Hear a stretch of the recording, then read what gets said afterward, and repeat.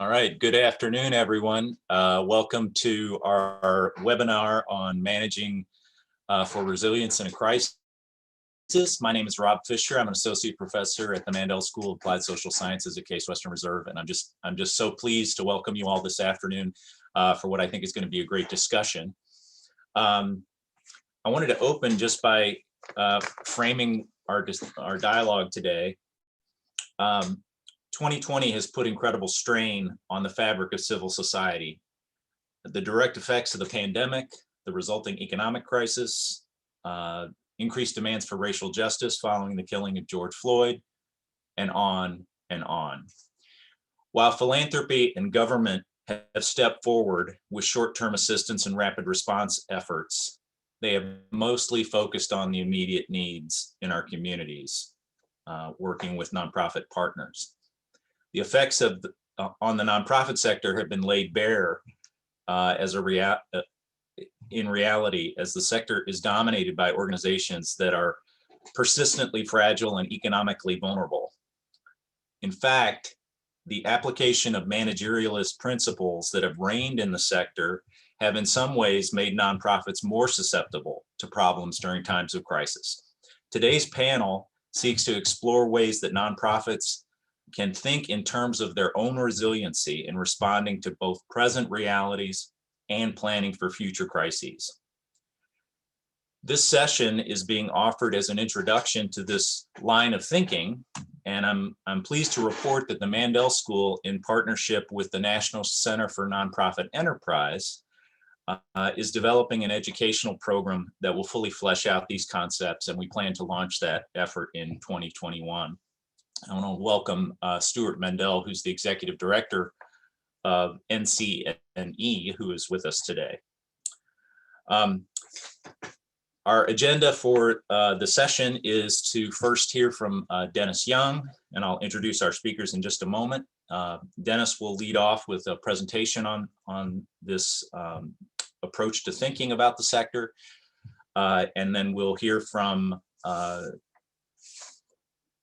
several individuals who I will introduce, who will talk about their experiences within their specific settings. And then we have planned about 20 minutes or so of Q&A at the end, because we really are interested in the dialogue with you.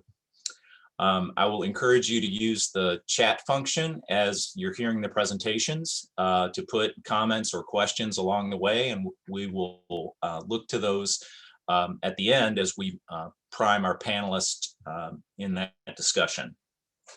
So with that, I'd just like to quickly introduce our speakers today. First, Dennis Young, who is Professor Emeritus at Georgia State University and also a visiting professor at the Mandel School at Case Western Reserve. Dennis, really over the last 40 years, has been a leading voice in nonprofit scholarship, particularly in the areas of economics and financial decision-making. I will not take up the entire session reviewing with you his many accomplishments, but I would note that in his time here at Case Western, he was the director of the Mandel Center for Nonprofit Organizations and also the Mandel Professor at the Mandel School. And he has some 15 books, and I'll just note his most recent books, Economics for Nonprofit Managers and Social Entrepreneurs in 2019, Handbook of Research on Nonprofit Economics and Management in second edition in 2018, and Financing Nonprofits and Other Social Enterprises, a Benefits Approach, also in 2018. So if you haven't read any of Dennis's writings, I certainly would encourage you to do so.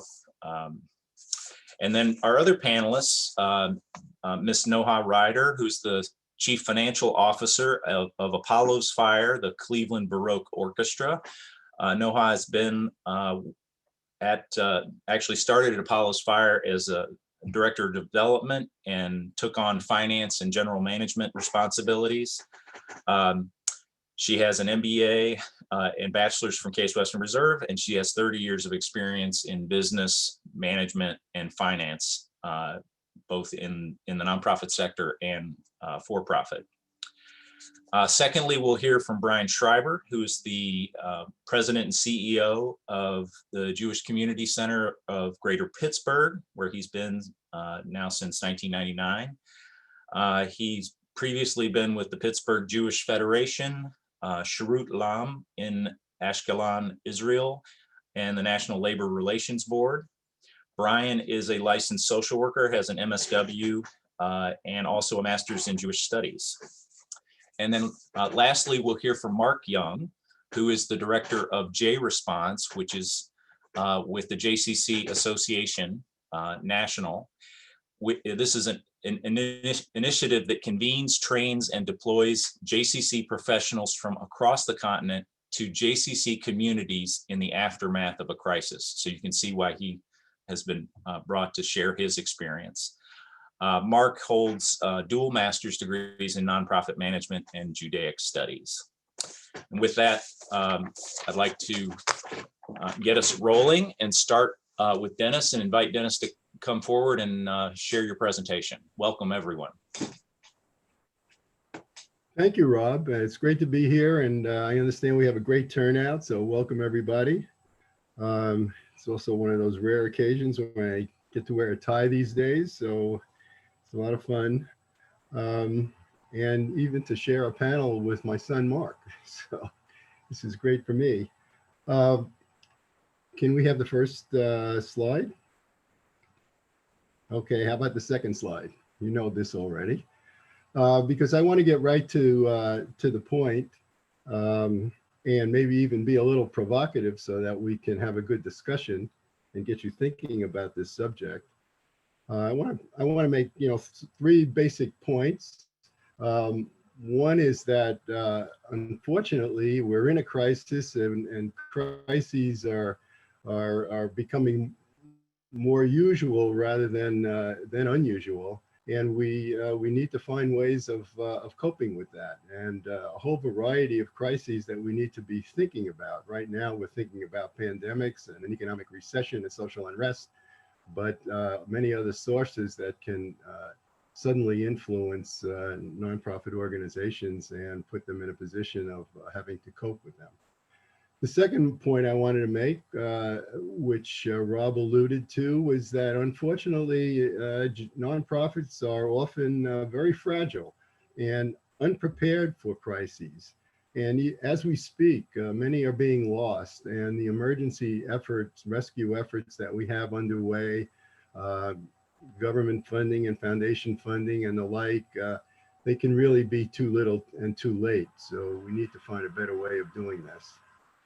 And the third related point is that I kind of would like you to appreciate that I think the way we've gone about nonprofit management traditionally in terms of preferred practice and the way we teach it and so forth, really kind of revolves around the concept of efficiency. And I think that's been problematic. And what we really need is a focus on resilience. And I'll elaborate on that. Next slide, please. Next, yeah. So just the current crisis, unfortunately, dramatically demonstrates how vulnerable nonprofits are. And we're getting the same picture from a variety of sources, people doing surveys of various kinds, major organizations, and providing a pretty bleak picture that shows this vulnerability. And here in Ohio, some very nice work is being done with Erin Beaton and her group at Ohio State, surveying that shows that about 8% of nonprofits have already shut down operations indefinitely, another 10% considering it, 14% cut staff or furloughed. If we look nationally, we get a similar picture. La Piana Associates, independent sector, they've all done studies showing that almost the vast majority of the sector's organizations are experiencing at least a drop in revenues. Again, the figure 7-8% comes out in terms of organizations actually closing in this situation, many jobs lost. Candid has done an interesting scenario analysis. They also come up with a median figure of 7% closing. Could be as little as 3% if you're going to be real optimistic, but very scary, almost 40% at the worst. Number of donors has been found to be at a 19-year low. And if, according to the Gallup poll, and the Nonprofit Finance Fund has also done some survey research and found that over 60% of nonprofits have reduced their client services. 3/4 have experienced a reduction in earned income. Half have faced reduced contributions and gift income. A quarter facing reduced governmental revenues, and a full 60%, are fearful. They say they face long-term financial stability. Next slide, please. So just to kind of hopefully not get you too depressed, this is one kind of triple crisis that we're experiencing now. But when I say this is something that is more general and one needs to prepare for in terms of nonprofit leadership, there are many different sources and many different things that can happen, will happen, we may not expect or even understand.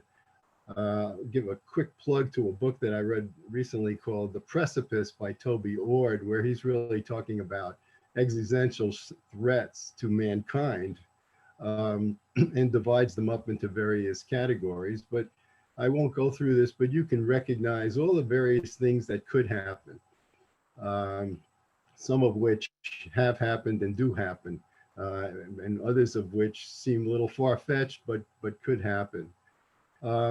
Any one of these things for a given organization, there'd be a low probability that it might happen, but very serious consequences if it does. And when you put it all together, the probability of something happening, actually looks rather intimidating. So this is kind of the basis for the argument that we really need to manage in anticipation of crisis and manage for resilience. Next slide, please.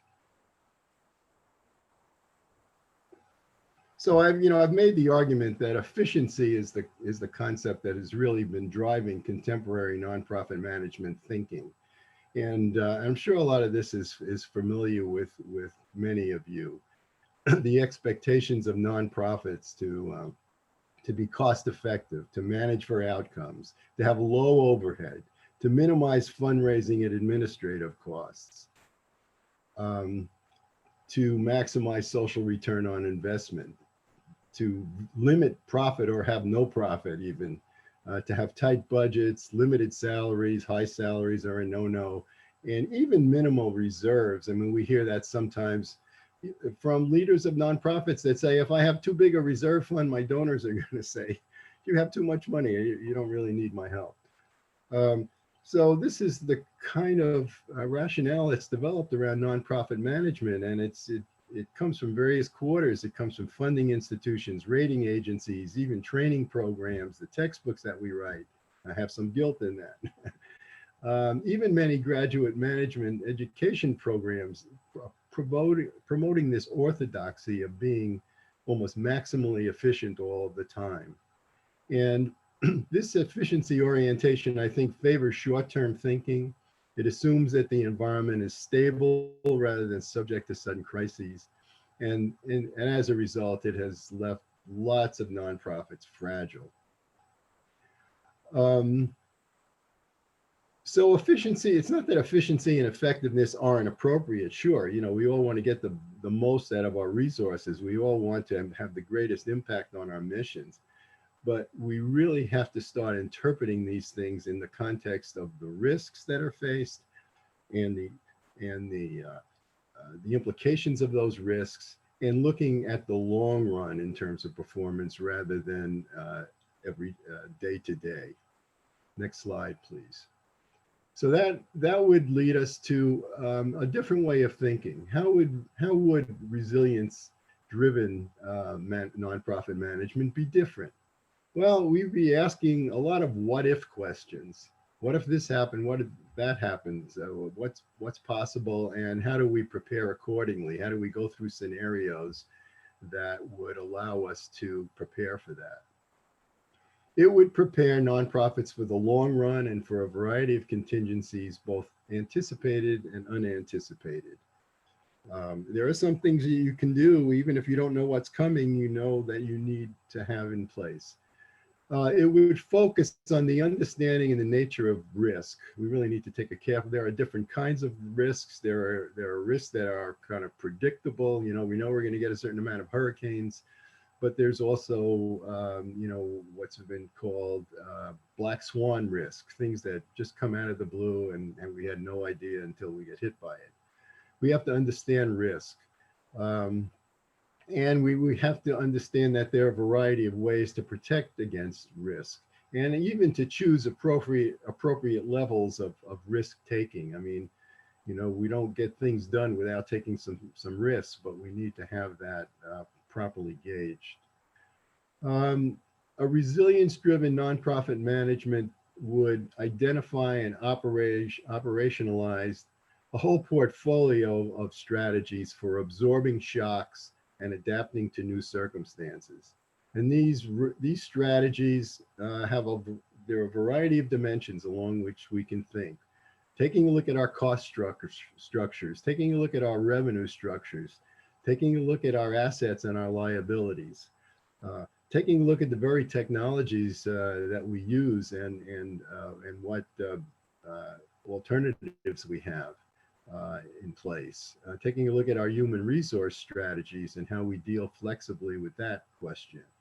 Having the capability of entrepreneurial leadership that would see what opportunities and solutions to problems are possible in uncertain and new circumstances. And indeed, networking strategies, developing relationships with other organizations so that those relationships can help in a difficult situation. And indeed, a resilience-driven nonprofit management would also incorporate, I think, new measurement systems for detecting threats and the onset of crises, and then successfully coping with crisis conditions. So a very different kind of mindset here. Next slide, please. So here I want to introduce a concept that's been around in the research and social science, organizational management and economics literatures for quite a long time, and it sounds like something we wouldn't want. Organizational slack. I mean, is it inefficiency and laziness and waste? No, it's an important concept. And leading organizational and management scholars have highlighted the importance of organizational slack in assuring the proper functioning of organizations. And I refer you to a couple of the classics: Albert Hirschman, Exit, Voice, and Loyalty; Richard Sire and James March, The Behavioral Theory of the Firm.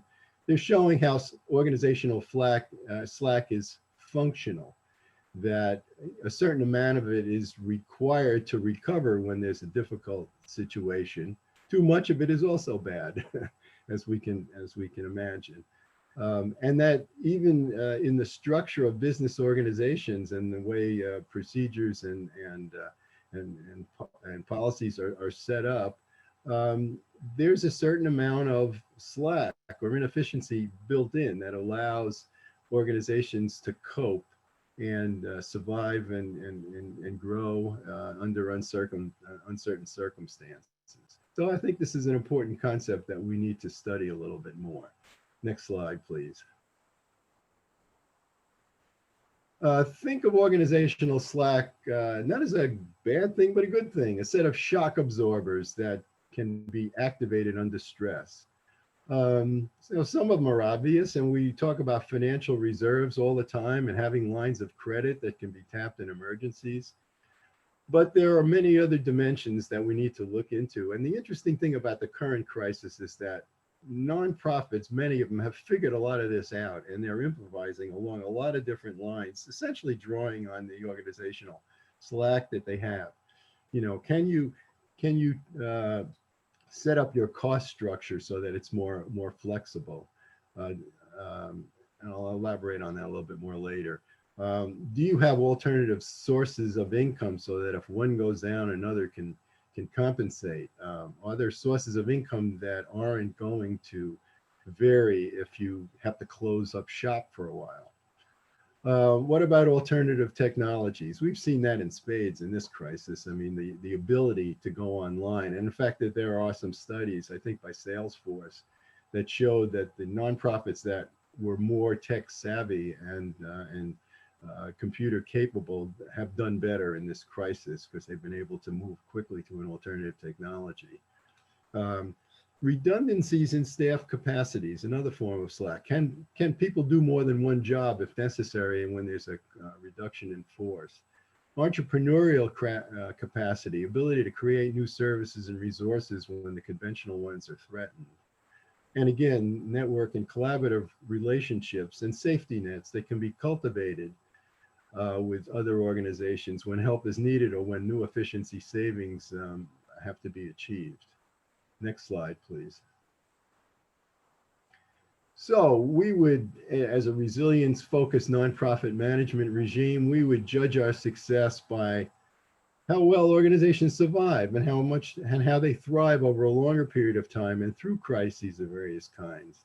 We would cultivate multiple specific strategies for ensuring organizational slack is there, appropriate to our mission.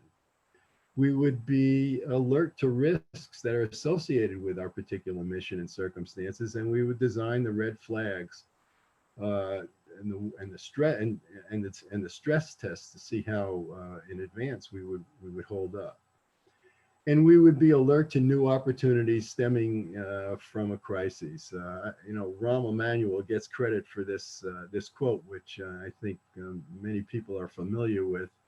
That you never let a serious crisis go to waste. It's an opportunity to do things you could not do before. We need to have that kind of thinking. Next slide, please.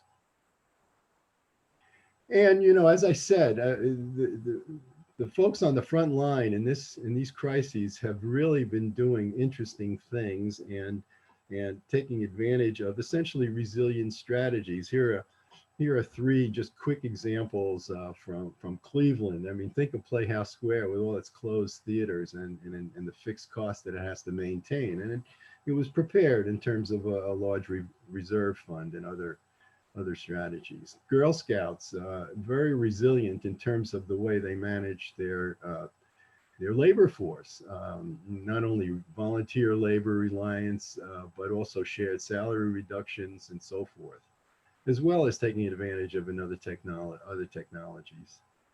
Some of you may be familiar with the social enterprise called Edwin's Leadership and Research Institute, which employs and trains people who've had experience in the criminal justice system, trying to get them back into the mainstream of employment.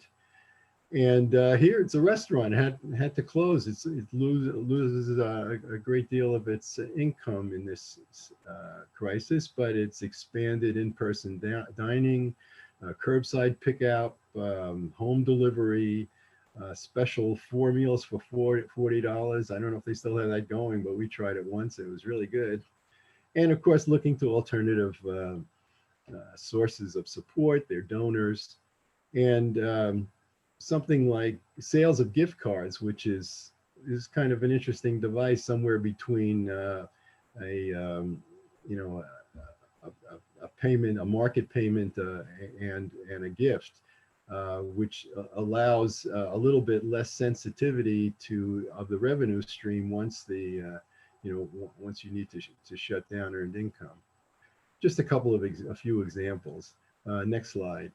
If you look more broadly, and I've looked at a lot of examples, you see a lot of things coming up just by virtue of necessity. Nonprofits have made themselves, many of them have discovered ways to make themselves more resilient. And we need to study that and systematize it and really understand it. But again, it involves the things that we've been talking about, emergency reserves and lines of credit, ways to improve the cost effectiveness of operations, maybe by changing your cost structure or converting fixed to variable costs, diversifying income, supplementing or changing technologies, looking for safety nets in the external environment, sharing burdens among constituencies to allow the ability to absorb reductions in payments and responsibilities, skill redundancies among staff, engaging volunteers, exploiting underutilized assets that entrepreneurial abilities are able to take advantage of in the crisis. And of course, collaborating with other nonprofits to achieve greater efficiency and capacity and be more resilient. These are all going on today, and if we had a lot of time, we could go through a lot of examples. Next slide, please. So what I would kind of like you guys to think about as you're listening to me and to our speakers is to start thinking, especially those of you who are leadership in an organization now or involved in its management and development. Think about these questions. What sources of resilience has your organization drawn upon to cope with the pandemic and its economic consequences? This is a learning experience. If you could have anticipated the pandemic, what would you have done to prepare for it? Or what would you do to prepare for it the next time? And what organizational vulnerabilities did the pandemic reveal? What will you do to have your organization become more resilient in the next crises? You can ask any questions you want in the Q&A, but I'd like to sort of guide you along these lines, and especially think about these questions as we listen to our guest speakers from Apollo's Fire and Jewish Community Centers and so forth. Next slide. So these are the things that I'll be looking for. I know that our speakers have thought about these things, but how have they looked at their cost structures and revenue structures and assets and liabilities and technologies and collaborations and human resources, and how have they been entrepreneurial? Those are the things that I would sort of keep an eye out for as they make their presentations. So I think at this point I'm ready to turn it over to Noha and hear from those are slides for later. And hear from our experiences from the field from two very fine sets of organizations that have in some ways shown us the way out of these gloomy times. Thank you.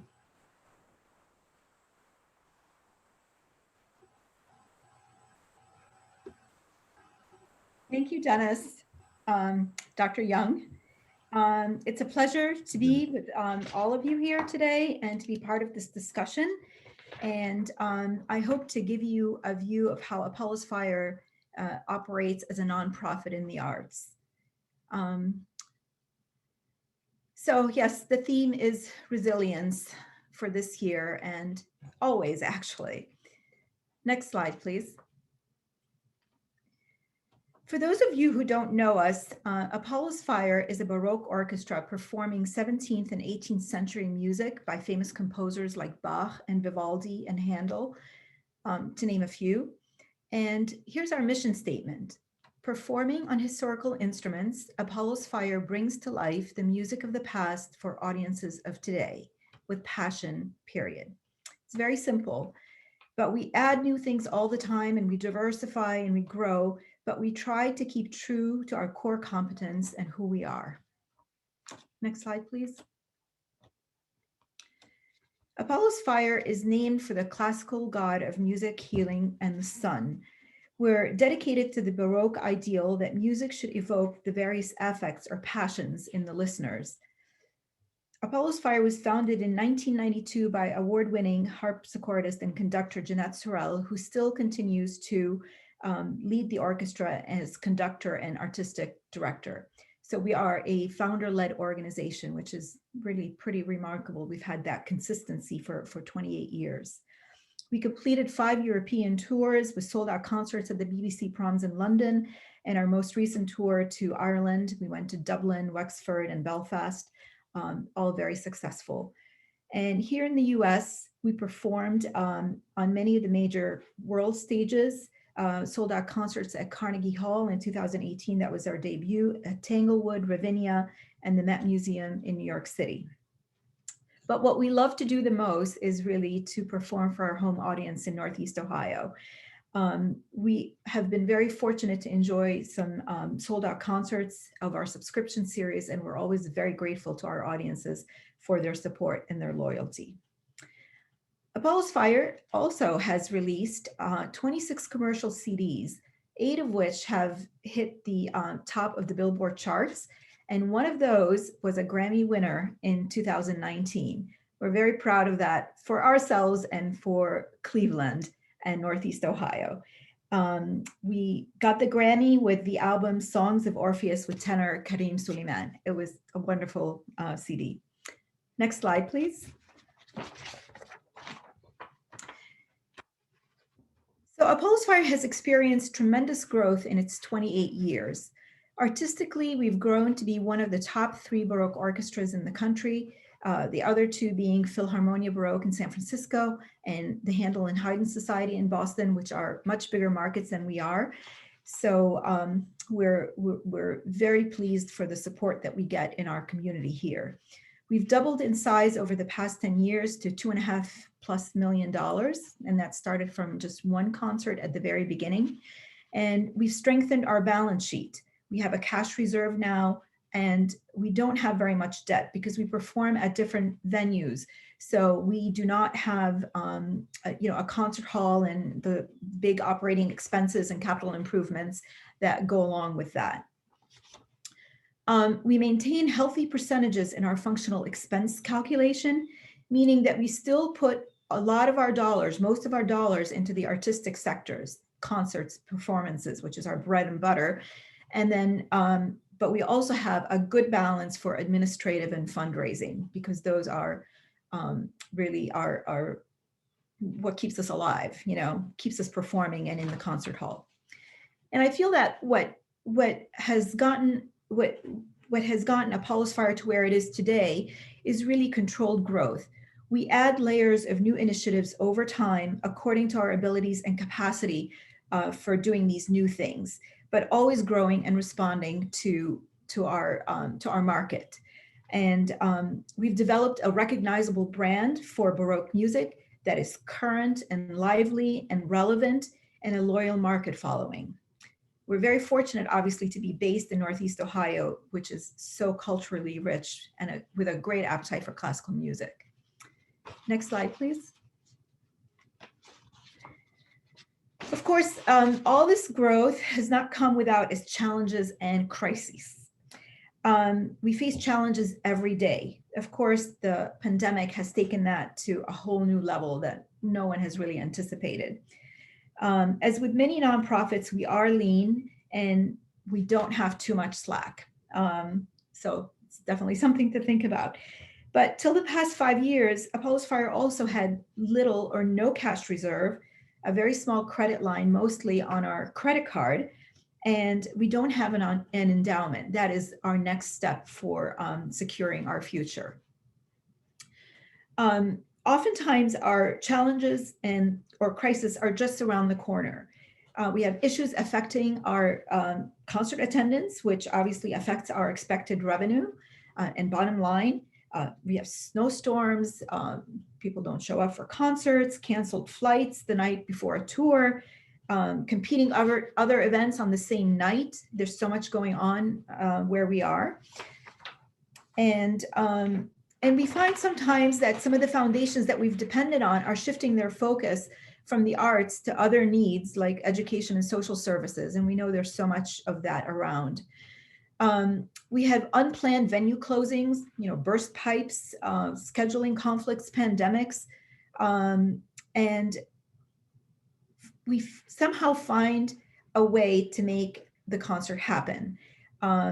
We believe that the show must go on, and we are flexible and nimble and resilient, and somehow we do make the concert happen. It's been remarkable sometimes.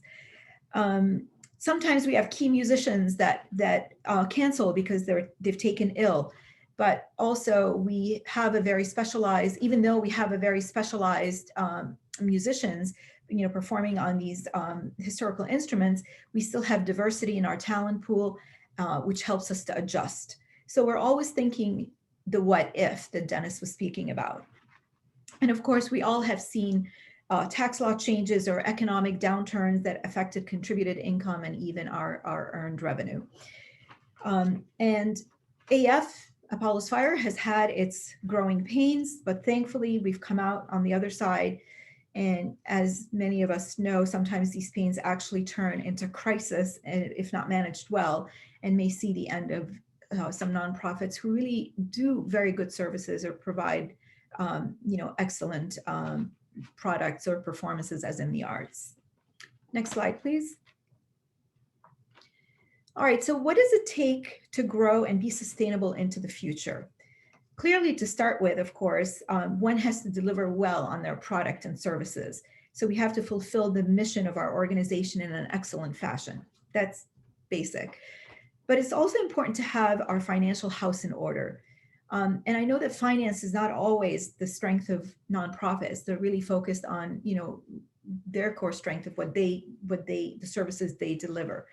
But we should never lose sight of the fiduciary responsibility we have to our donors to be good stewards of the money they give us. These major donors, they want to know that our organization is run well and that the funds that they give us are well utilized for the service or for the purpose that they were intended.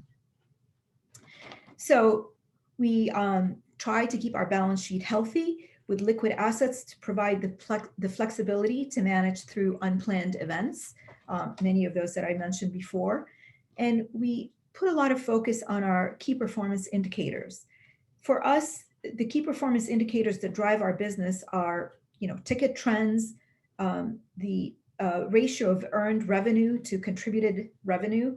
Are we relying too much on contributed revenue and losing sight of our ticket sales? Is one sector of contributed revenue too heavily weighted, dependent on one donor, dependent on one or two foundations? Are we getting a return on our investments for recordings, or what is the bottom line on our touring? Or are there other benefits from recordings and touring? So it's not always dollars, but it's being cognizant of what is the return for us. And we pay a great deal of attention to managing our expenses, as most nonprofits do. We do that through cost efficiencies, but also a flexibility in use of our resources. We rely on independent contractors, including our musicians. And we also, because we run lean, we put a great deal of emphasis on cross-training. This allows us to be more effective and more efficient without necessarily increasing cost, but yet allows our staff opportunities to do a myriad of things. They're not just siloed into one task in the organization, and that makes for a very exciting work environment. Controlled growth and innovation. We don't take a commitment we cannot fulfill. That's very important to us. And we grow and adapt, or we risk extinction. There's so much competition out there in the arts. And we also work on diversifying our sources of revenue on the contributed side and on the earned revenue side. All that while maintaining, obviously, a strong image and reputation in the marketplace. We take risks and are resilient in making things work. These are all things that we, Can you still see me?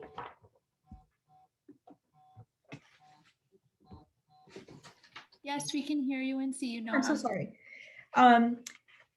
So next slide, please. That's slide number 7.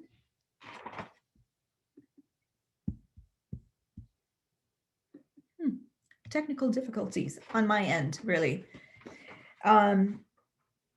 We have very important partnerships and relationships that we cultivate and maintain. That's our family. These partnerships are our family. Of course, our audience, they are our reason to exist, our donors and patrons, foundations and funders. We communicate with them and keep them informed.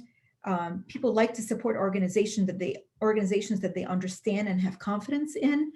Our musicians obviously are very key to us, providing exceptional performances, and they love to perform together. And that's part of the culture that we have cultivated at Apollo's Fire. We value communication and transparency with our board, which is an extension of Apollo's Fire to the community. Our board is very strategically chosen to fill gaps where we might need additional expertise or guidance. We have board members with strong finance backgrounds, governance, legal, marketing, and that's been so helpful to Apollo's Fire as different needs arise. Obviously, you can't staff for all of that. Our volunteers are very important to us. They supplement our operational needs and allow us to keep our costs down. And last but not least, our employees. We continue to improve salaries and provide opportunities for growth to attract and retain the best talent. Next slide, please. Here are the sources of revenue for Apollo's Fire. This is based on our fiscal year 20 budget because fiscal year 20 didn't completely finish because of the pandemic, and fiscal year 21 is so strange. As you can see, the beige tranche is the earned revenue, which is our audience. The rust is our individual donors and including our board members. The mustard is color is our in-kind donations, our volunteers. We call them our innkeepers. They house all our musicians, and that segment also represents our community partnerships, which are very key. And then the lilac are the foundation funders, and the last section, which is the purple, is our government sponsors. All very important to us, and the balance between these as well is very key. Next slide, please. So here we are in our 2021 season, and we called it A Pilgrimage of Hope. And the themes, coincidentally with today's presentation, are called resilience, allure, delight, elegance, triumph, and finally, and hopefully pretty soon, celebration to be out of this pandemic situation. These are the themes for each of the concerts within our subscription season. Next slide, please. So what have we done to cope with the pandemic? First, safety. That is the most first and foremost in these times. And then communication after that. We have communicated with all our constituencies, our audience, our patrons, our foundations, musicians, the board, told them where we are, what we need, what our challenges are. Because as I mentioned, they're all our family, and when they're close to you and they're connected to you, they're there for your support. We took care of our musicians. Musicians have been hugely hit by this pandemic. All their performances have stopped, and so we have paid our musicians for some of the canceled gigs and some of the touring that was on schedule that had to be canceled due to the pandemic. We applied for CARES funding, as many organizations have done, the PPP program, the Paycheck Protection Plan, and also other CARES funding through the OAC and the CAC, Ohio Arts Council and Cuyahoga Arts and Culture. We launched a Music of the Soul series. It's a virtual series to stay connected with our audience. We put a contingency plan for our new season. We have plan A, B, and C, and when we were planning the season, it was very early on. in the year, in the January and actually in the spring. So we really had no idea how this pandemic would affect us, how long it would last, and what it would entail. We had to cancel two major galas, one for our Akron market. It was the 25th anniversary, and then our annual fundraising gala, which raises a lot of money for our operating needs. And so instead, we launched a virtual gala in September. It was our first one and ended up being actually quite successful. And then obviously our season, the 2021 season, was attended in person or from home. And then we also converted our in-school workshops to videos. Next slide, please. So here we are. This is Concerts 2020 style. We did smaller performances. Everyone is masked. And we have plexiglass partitions between the singers. And we canceled the first 2 or 3 or 4 rows of the audience so that no one is too close to the singers. Next slide. So we were distanced, separated, and safer. Next slide. So beyond COVID-19, there's a bright star and some positives that emerged out of the pandemic. Because of the shift to virtual performances, we expanded our audience nationally and worldwide through our increased YouTube content and presence. And for an orchestra that's deeply enmeshed in 17th and 18th century music, where there are no computers and mobile phones or anything such thing as that existed, we've increased our technology-driven delivery of our concert performances, much to the delight of our audiences near and far. And I imagine that we will continue with that post-pandemic. I think it's really going to be much to our benefit. Next slide, please. All right, we are a performing arts organization, music organization, and now I must leave you with a mini performance. The last couple of minutes, we'll play a crowd favorite. It's Apollo's Fire performance of Vivaldi's La Follia, or Madness, aptly titled for these times. So if you please play that, that'd be great.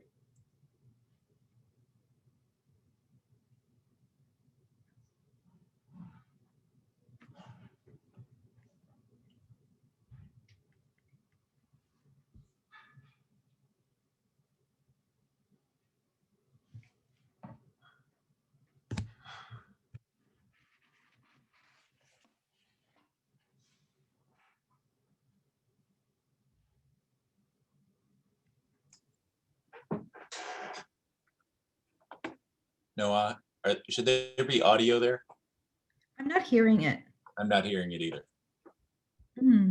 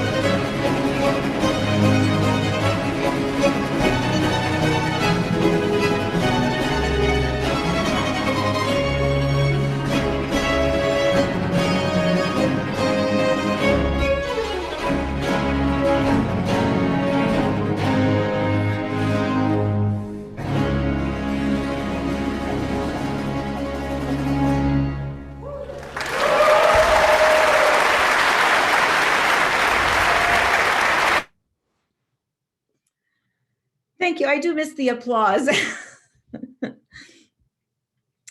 And then now, I guess it's Mark, correct?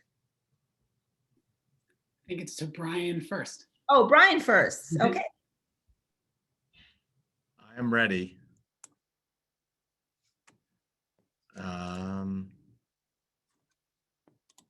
So if you want to move over. Mike, can you hear me? Correct? You can hear? Okay, thank you. Pleasure to be here with such an incredible panel today, and resilience is alive and well 2 hours down the road in Southwest Pennsylvania.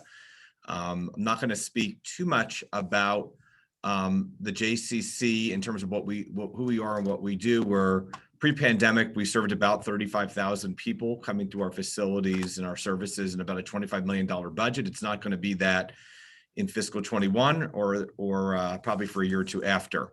What I did want to do is take a slightly different turn trying to answer Dennis's questions around resilience, which was not a term that I used a lot in my first years of practice, but I think has really defined us, particularly over the last 2 years, and really maybe compare and contrast two completely different events that really, I think, helped create a resilience mindset, not just for me as a CEO, but for the organization of the JCC. One is the Tree of Life shooting, a horrible mass shooting that happened a little over 2 years ago, 3 blocks away from our main branch here in Squirrel Hill. And then the COVID pandemic, which really began to occur in full force just as we were beginning to sort of find our bearings after the 1 year marker of that shooting. So what do these events have in common? How are they different? What's the difference between organizational agency resilience and workforce resilience, which I think is a really important part of this conversation? How did these two events intersect with each other? How did our experience after the shooting of the people worshiping in the 3 congregations that were housed there inform our response to COVID-19? And what have we identified as our key resiliency factors during and post-pandemic? Next slide.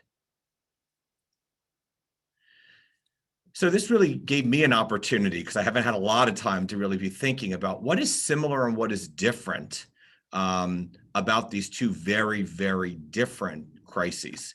The similarities really, as I really began to categorize them, is they were both incredibly sudden, without a lot of warning, and have long-lasting impacts. In both cases, they're testing the resolve of our workforce, of our lay leadership, of the community. Each requires adaptation to a new normal, and they're very different new normals. And response in both situations reflected a level of resilience that I'm not even sure that we knew had been established, and one really informed the other, particularly on a personal and a professional level. I think on the different side, when I say from a whole story to one of many, for those of you that recall, when you're involved in a mass shooting situation, and we were the first responder center, we were where people gathered. We were very much at the forefront of community response to the shooting. It was the story. It was a local story for days, weeks, months, all the way going through the first commemoration. In the pandemic, we're one of hundreds of thousands of organizations that are working their way through a pandemic. So our story is not as unique. The other piece that was really interesting when I really began to sit back is our response within a mass violence situation, which is one where we dug right in and moved into active response, which is what JCCs tend to do and tend to do fairly quickly, versus a total closure, where our facilities were closed, mandated closures. And the one thing we learned in that is that JCCs don't do one thing well, which is stay closed. Didn't know how to stay closed. We knew how to respond to crisis, but not how to stay closed. And what do? We went from an influx of investment based on response, based on need, based on drive, to unbelievable deep financial losses. As I said, that we have a $25 million operating budget. We're 80% program fee funded, fee for service driven, and that 80% went away overnight, and we're going to be recovering from that for a long time. And I think the other piece that was different is coming out of a mass shooting, dealing with our workforce, the compassion fatigue, the re-traumatization of the workforce, the compounding effect of that was something that was different that we found through working through this pandemic. Next slide. So in terms of sort of what I would call the organizational side of resilience, which as CEO I need to lead, and the workforce resilience, which is so pivotal and so critical to how an organization can actually manage through, I think there were various ones that we had to be intentional about. I shouldn't even use the past tense. We have to be intentional about it every day. And obviously within COVID-19, every single day, the situation differs, and we've been open, fully operational, not all programs, but our facilities reopened on June 1st, and we really began other critical services as early as March 23rd. So the organizational factors, and both Dennis and Noha have talked about this, right? Cash flow, operating income. How do you manage that? How do you stay liquid? How do you diversify your revenue sources, and how do you re-diversify them during a crisis? The whole piece of reserves, our endowment, our unrestricted funds, and how do you use liquidity around all of this? I know that's been alluded to. The whole concept of space utilization, and how do you use facilities? We are very facilities heavy here. We have 2 main branches, and our main branch actually has 2 buildings in it across with a city street in between. So we have 190,000 square feet of space, but we had to use space very, very differently in this pandemic to spread people out and what was safe and social distancing, et cetera, et cetera. And then how do you manage your governance structure? How do you build a lay professional partnership to really move forward through this? How do you make sure you have a common purpose? From the workforce piece, and again, Dennis alluded to this, the flexibility of staff, our skill sets, the reassignment of people playing different roles, 2, 3, 4 different roles to keep people employed. A commitment to our mission as a driving force and factor to keep people motivated to come back to work and go past their own fear point, which obviously is a whole piece around resilience, is how do you move past your fear or move with it? Very intentional staff care. And how do you take care of your staff that's taking care of community? One lesson that I don't think we would have learned 2 years ago, but now is very much at the forefront, and Mark Young will allude to this, is how do you create time and space to be vulnerable? As part of a response to the mass shooting, we have been hosting a resiliency center through the anti-terrorism emergency response piece. It's what happens in communities post a mass shooting. We had that at the JCC. We've used those resources to help our workforce to be able to be comfortable being vulnerable. And how do you stay consistent with your human resource practices through this so that you stay fair and measured and fair around that? Next slide.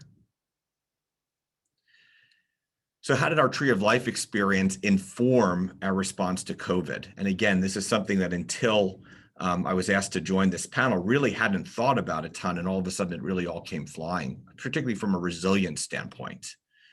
I think one is you have to make very, very deep, very consequential decisions in a narrow time frame. If not instant, very, very quickly, very, very defined. And once you move into that role, it means that you have to make those decisions day by day by day. And every time there's a new order or a new work order or a new stay-at-home order or a stay-at-home advisory, you're always making operational changes that are built on that resilience framework so that you can continue to endure your way through, which then ties into number 2, which is how do you pivot, pivot, pivot, pivot again. We actually use the motto here, plan, execute, and revise. So you plan for something, you execute it, and then you take the opportunity to what we would call quality improvement, QI. We actually have we work with a healthcare advisory group that has been working with us around quality improvement initiatives, and they've really helped us evaluate best practices, safety practices, and if they don't work or if they could work better, you very transparently work your way through all of that. And obviously in the pandemic, and at times there hasn't been a lot of national guidance, you've really had to really be resilient and find your own resources for this.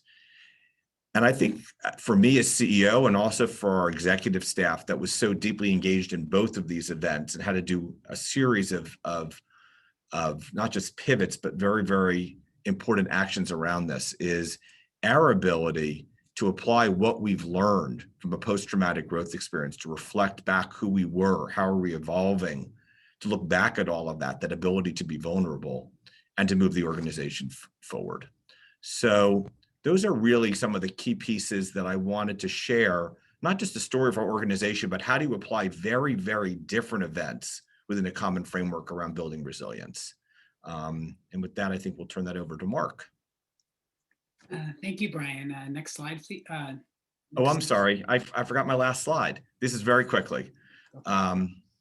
We did scenario planning around this work. We engaged our board around that. A mission stayed our North Star, but obviously with liquidity. One of our main pieces, since we lost 80% of our contributed revenue, or not contributed, our earned revenue for 3 months, and it's diminished right now, is maximizing contributed revenue. And part of that is the credibility and the profile of the organization. Health and safety is a driver that has to be at the forefront, and Noha talked about that as well, and supporting the workforce. So I just wanted to reemphasize those pieces that really tie this all together. Sorry about that, Mark. No worries, Brian, and pleasure to be with everyone this afternoon. I want to build on what my father introduced us to, and then what Noha and Brian talked about at an organizational level, to go to 30,000 feet to a communal level. I'm the director of JResponse, which is a program within the JCC Association of North America. JCC Association is a 103-year-old organization. Its mission is to strengthen Jewish life in North America, and we do that through supporting and leading a movement of 170 plus Jewish community center agencies across the continent, Brian's JCC of Greater Pittsburgh being one of them. And if I were to reframe that for 2020, I would say that our mission, or one of our key purposes, is to how can we ensure our 170 plus JCCs are resilient and leverage the power of the network, the relationships that we can create within each other, and the power of a continental movement in order to do that, as my dad was talking about earlier in this presentation. Next slide, please. So how have we done that? When we saw this pandemic coming, and obviously we had no more advance notice than anyone else on this call, we put together a coronavirus coordinating committee back in early March, which really set the stage for how we as a continental movement can support and lead our JCCs during this very challenging time that continues. And here are some examples that we were trying to use our perch to do things that maybe individual JCCs weren't able to do as well on their own. One is information sharing. We were getting our JCC executives and our professional cohorts on Zoom calls once, twice a week to share information, to have presentations from the CDC, from insurance companies, to hear from the JCCs that had to close first, so JCCs that hadn't yet closed can understand how best to do that, or JCCs that were able to open first, other JCCs can learn from them. We were also and continue to be a data gathering agency. So we are putting out monthly pulse surveys to our leadership in all of our JCCs, so we can get a composite picture of how JCCs are navigating financially, what their staffing decisions they're making, what programming decisions they're making, which is really allowing other JCCs to make wise decisions in real time, which adds to their resilience. We can also create more collaboration. Noha talked about the transition to technology and virtual programming. JCCs have done that really well. And what's really fabulous about being part of a movement is that a JCC in Atlanta can put together a wonderful book and film festival, and other JCCs can promote that to their communities. So there isn't much of a gap in providing excellent programming to their communities, because we can feed off each other's expertise and excellence. And we've been calling that the virtual J model, that I think we will continue to utilize long after this pandemic is over. We have very frequent communications, briefs to CEOs and JCC professionals, leadership training, programs, financial resources, scenario planning, providing them resources and sharing resources with each other, all information that can help them be more resilient, build up their reserves, really understand and think about the wise decision making in real time, so they can maintain resilience, so they can both survive now and thrive in the future. And I want to take the last minute or two to talk about one specific program that I have the honor to run that really speaks to the social and emotional support that we give to our human resources, our workforce at our JCCs, and that's JResponse. Next slide, please. And there's some animations here, so I'll encourage you to just to show the rest of the slide.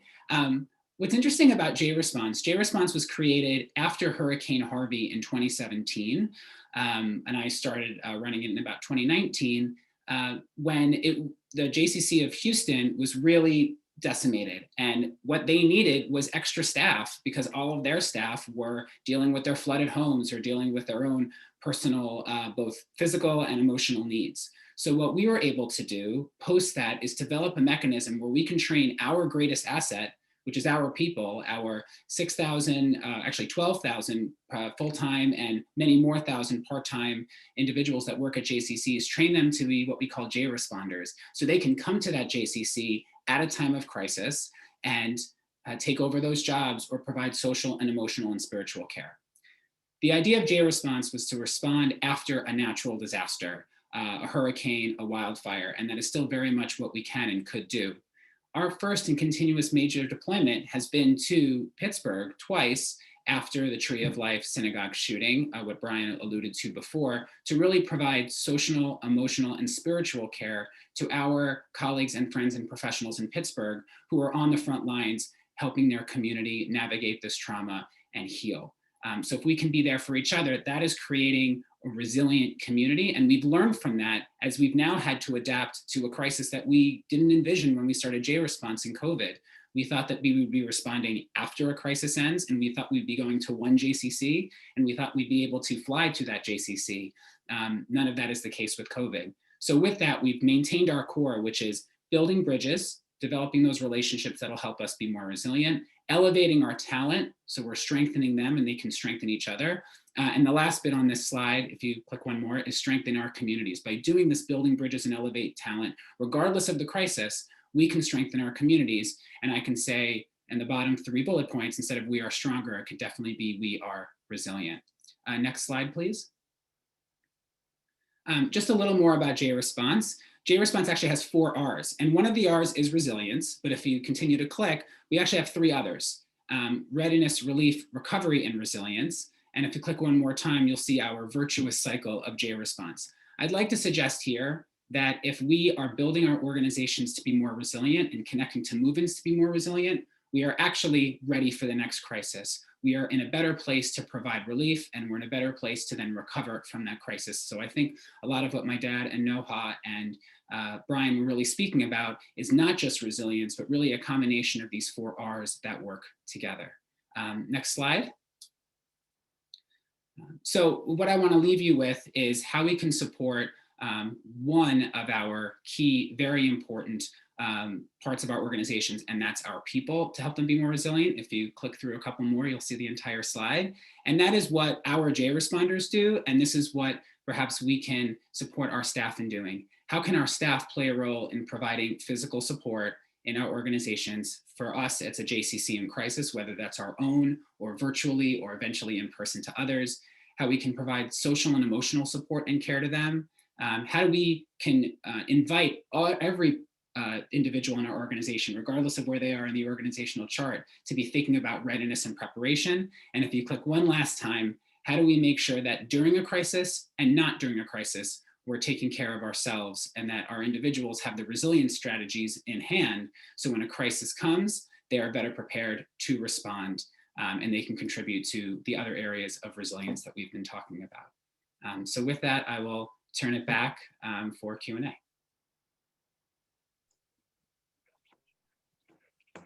Fantastic. Thank you so much. That was a tremendous set of comments from everyone. I do want to encourage all of our guests, if you have questions, to go ahead and put those in the chat as we get started here. I wanted to begin with a little discussion about where we started, and Dennis talked about this move from organizational efficiency to resilience. And I think as we sit here still in the pandemic, every organization wants to be resilient. And part of that is just staying in business, withstanding current forces, external forces. But really what I think Dennis started with was that prospective idea of managing for resilience and what that takes. So I wanted to ask folks for thoughts around what does it take to have get those conversations going when you're dealing with real-time, immediate crisis response versus future potential crisis and longer-term changes that need to be affected to ensure greater resilience in the future. How much runway do we need on this conversation internally with board and other key partners to really get this work underway? And Brian, I was going to ask you if you could respond, since you in your CEO role, you did talk about those multiple dimensions and having the tree of life experience in the background there. Sure, it's an excellent question. I think it's all about culture. So I think that resilience is a form of culture building, and when you talk about building that runway, culture building is something that has to happen intentionally every day. So not only are you built for crisis, but you're built to be a thriving organization. So I think that readiness, that preparedness, some of the 4 R's that Mark spoke about, I think are really critical around that. And then recognizing those warning signs. What happens when your culture's not there? What's the role of a CEO to lead by example? What is the role around consistent culture building? And I think those are the pieces that I think we learned a lot about in the response to the Tree of Life Synagogue shooting, all the way into the pandemic, about what it meant to lead by example, how we were going to manage the transparent communication, and my responsibility and that of our senior team to lead by example.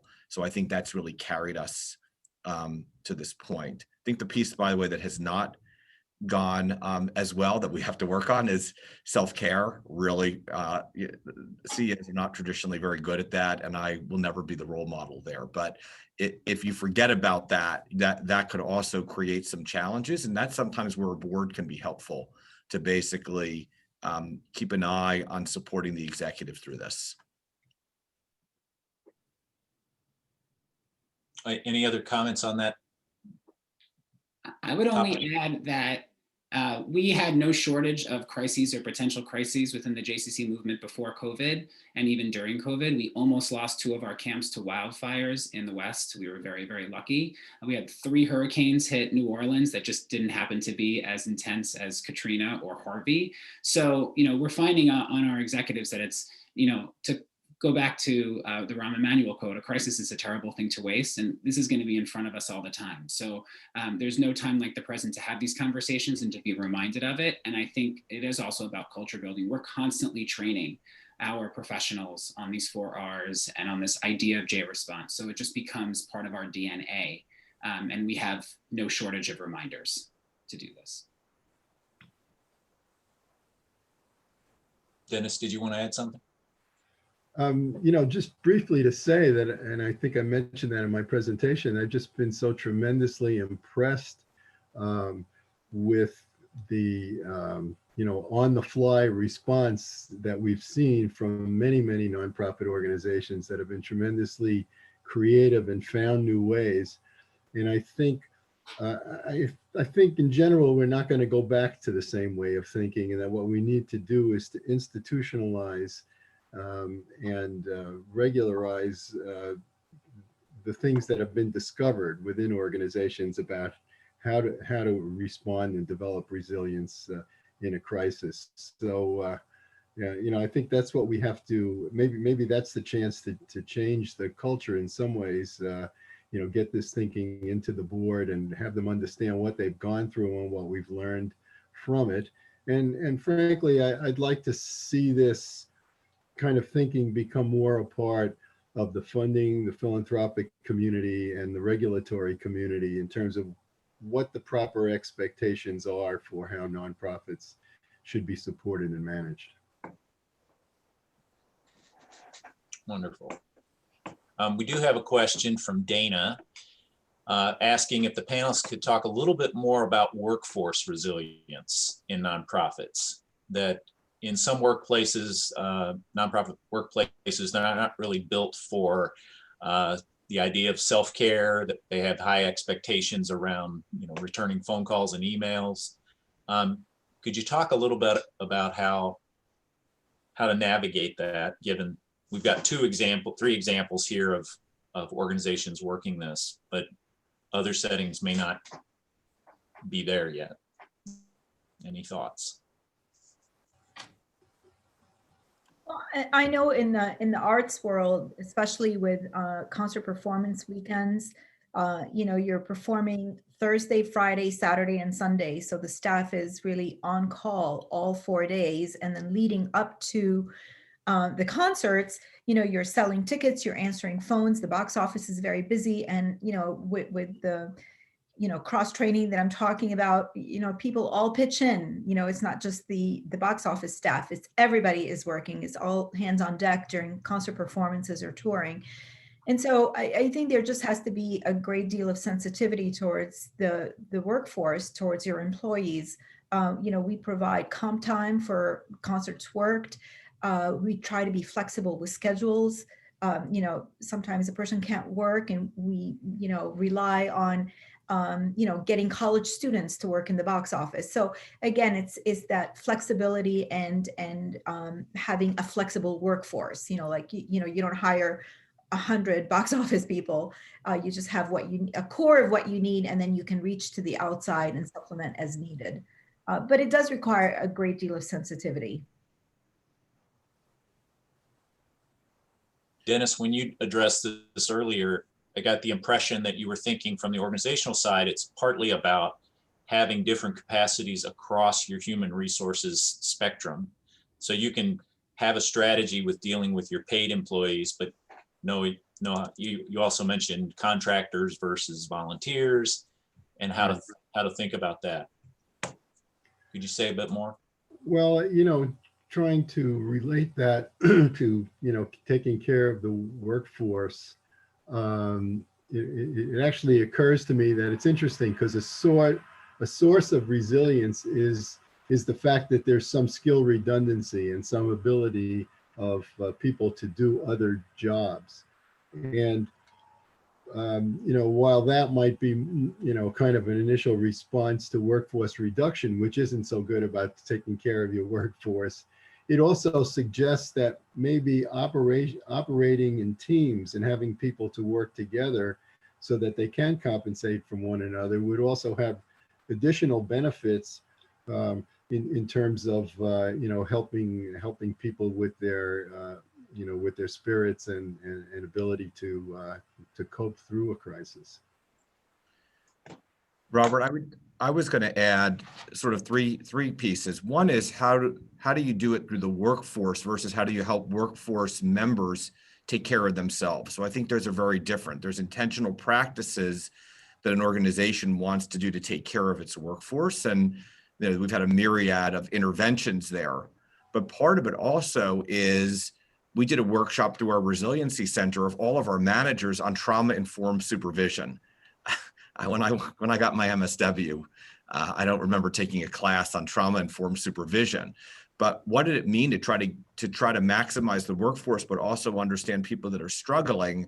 And we were then dealing with trauma upon trauma. So how do you manage performance expectations at the same time understanding where people are at? So part of that was intentional use of space and break rooms and supporting each other to actually provide people additional time that went above and beyond to help people work their way through. One thing we're doing, and it may seem very, very minor, but December 25th in the Jewish community is a big day for JCCs to be open, because in the Jewish community, everything's closed, and the Jewish community relies on JCCs to be a place of connect. Our staff are exhausted. We are closing December 25th. We are paying our staff that will be working that day. And part of that is a recognition that we're not in a regular time, and that some of our old ways of doing business, even though it's meaningful and we'll get some flack, it matters much more to keep the workforce whole.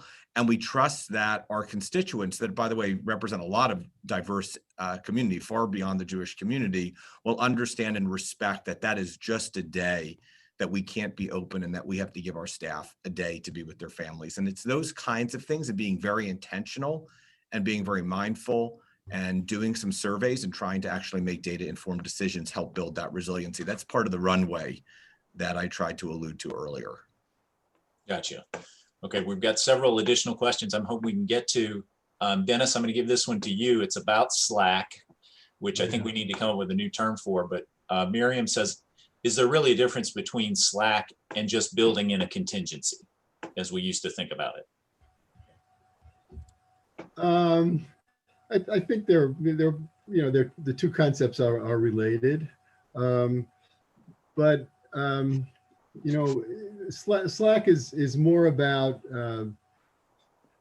having some ability to go further when things get difficult, and it's the difference between something that's very tight. I think of a balloon and maybe something that's a little looser that can expand when circumstances require. So it isn't necessarily just knowing what contingencies you're going to follow. It's the fact that you've got this ability to draw on various resources. You may not even be sure which ones you will need at any given time. And you may not know exactly how you're going to be using them, but the fact that the organization has these areas of slack in the sense of being able to do more for a short period of time if you have to, I think is just a very important kind of general characteristic. And I think I may agree with you that maybe we need a better term, but it's grounded in the literature, and I wouldn't really dismiss it. It's actually, maybe we can rue the fact that when the scholars originally started talking about it, they didn't choose a better term. But I think we need to take it seriously. It's not just be lazy so that the next time you can be less lazy. It's not that Right. at all.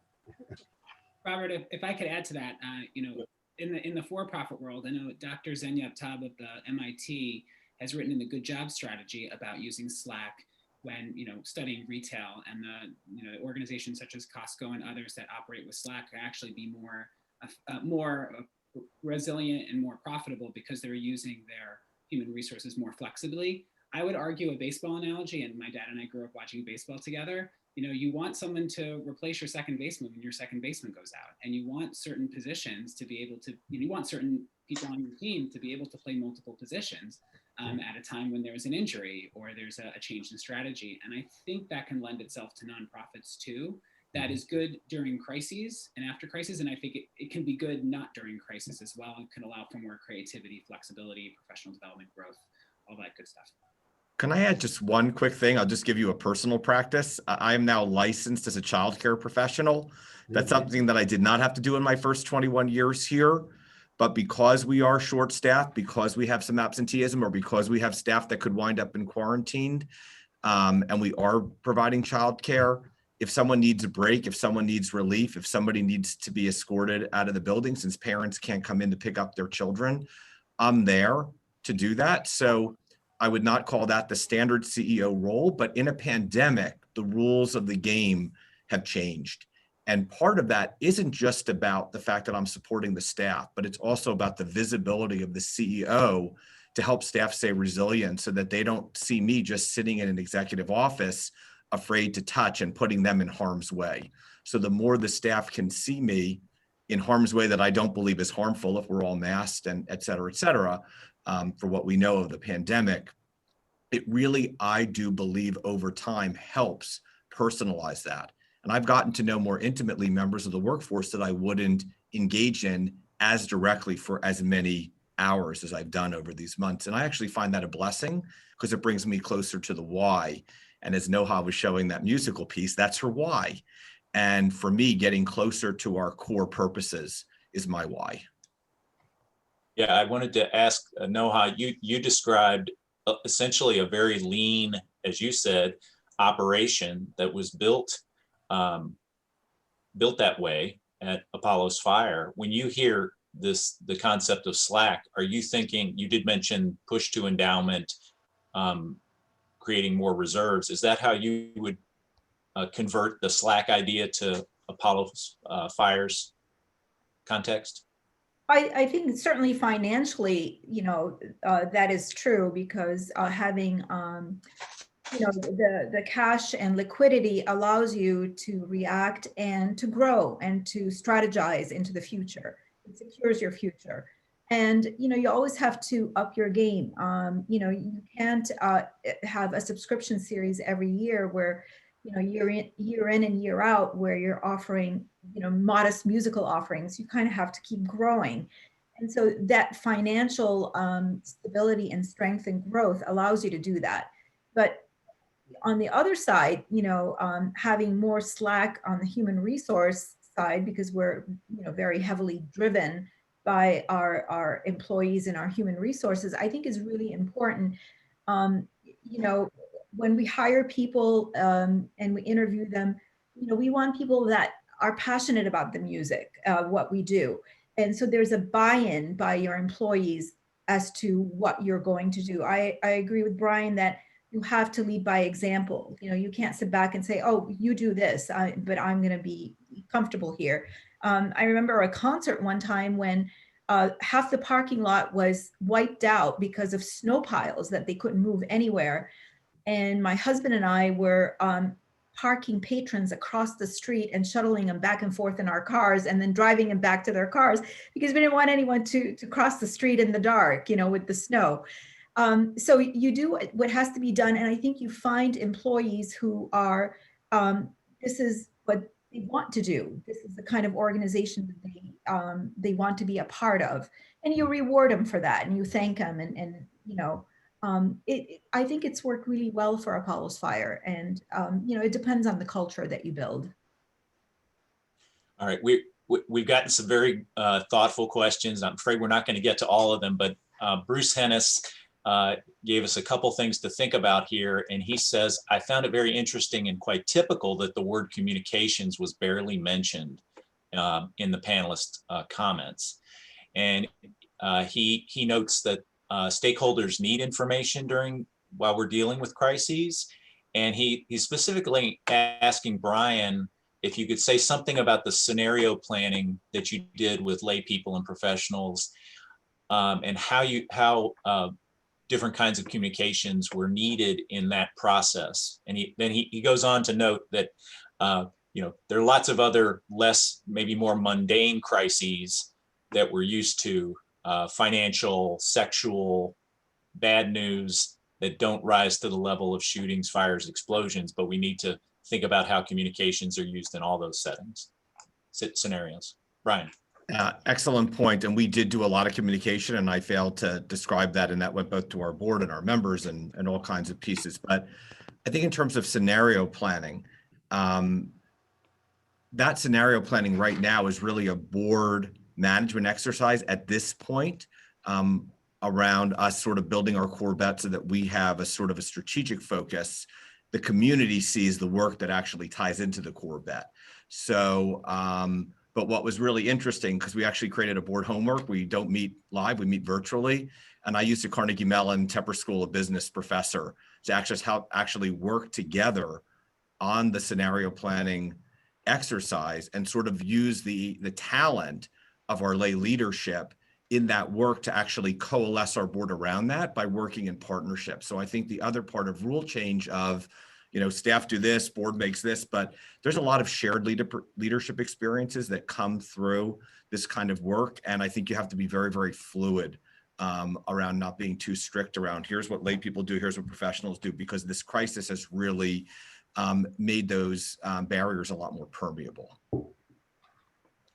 Wonderful. I think what we need to do at this point is move to that, bring up the final slides from Dennis's presentation so we can close out.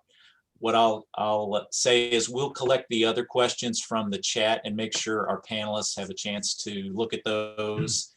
And you're certainly invited to follow up with Dennis or myself or our other speakers following the session. Dennis, you want to give us this takeaway? Well, it's really been a very rich discussion, and I don't think I would purport to try to capture all of it, particularly a lot of the interesting experiences that have been related by Noha and Brian and Mark, and you know, they've indicated to me that this business of resilience management is even broader than the few dimensions that, you know, that I've honed on to start with. So I don't want to, you know, preempt that, particularly the idea that Bruce Hennis, you know, brought up about communications. I mean, I think that's what Mark was talking about. It's critical to the whole thing. But I was going to revert back to Shakespeare and, you know, how do I love let me count the ways. How can nonprofits be resilient? There are many ways that we need to look at, and we've mentioned a number of these things in our discussion today, certainly healthy balance sheets and income diversification. And we didn't talk too much about cost structures, but, you know, for example, Apollo Spire is a great example. I mean, they are not stuck with very large fixed costs that, you know, that you need to pay whether or not you are bringing in earned revenue or not. They're much more flexible with their cost structure, and I think that's important. Certainly, we've talked about alternative and redundant technologies and the supportive networks such as the JCC have put together. And the flexible human resource strategies really have come out in this discussion very well. You know, we haven't talked as much about entrepreneurial capacity and mindset and taking advantage of the opportunities of a crisis. I know that there's much more going on.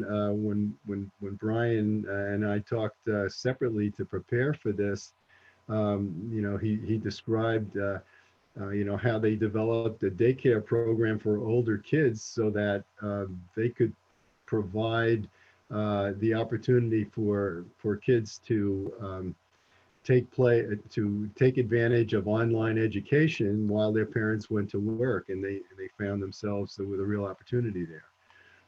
Certainly a lot of luck is involved and good fortune, and I think we're just at the beginning of really appreciating this this whole idea of how to look at you know, nonprofit management, maybe management more generally, through a resiliency lens and wanting to systematize that information and knowledge and educate people to it. Next slide. So what I'd like to just alert you to quickly is something that Rob mentioned at the beginning, that the NCNE and the Mandel School are collaborating on a prospective educational program that will be open to everyone at a reasonable price in the form of modules that along these lines that are listed here. And we are looking to try to get this going and launching it in sometime mid 2021 as a way of making our contribution to a little bit of a new approach to nonprofit management. Next slide. So one way to stay abreast of how this is going to come about is to check into the website of the National Center on Nonprofit Enterprise. And if you're interested enough to become a member, it's not too expensive. And certainly as a member, you'll be alerted to these initiatives that we're trying to develop, and also have access to a lot of good writing that has been done by our network of more than 50 scholars nationally that constitute our research advisory network. So, and then see one more slide, I think. This doesn't really compete with what Noah showed us, but I wanted to end by lifting our spirits a little bit. So if you want to show this video for those of you who remember the old philosopher. Dennis, can I just add my farewell, and we'll maybe close out with this little video on a high note. Okay, I thought we were coming back to you, but sure. Well, we're really at time, and I just want to thank everyone, Dennis, Noha, Brian, Mark, for a tremendous session. We could have easily gone on for another half hour, 45 minutes. Thank you for making this doing this today. I think we really have started a fantastic dialogue here. I do want to encourage everybody to keep your eyes open for additional sessions like this in 2021. We have already planned sessions, webinars on nonprofit fundraising and grant writing, and we'll be adding others. So please, please come back. And with that, we'll go to a highlight video. We don't really have to.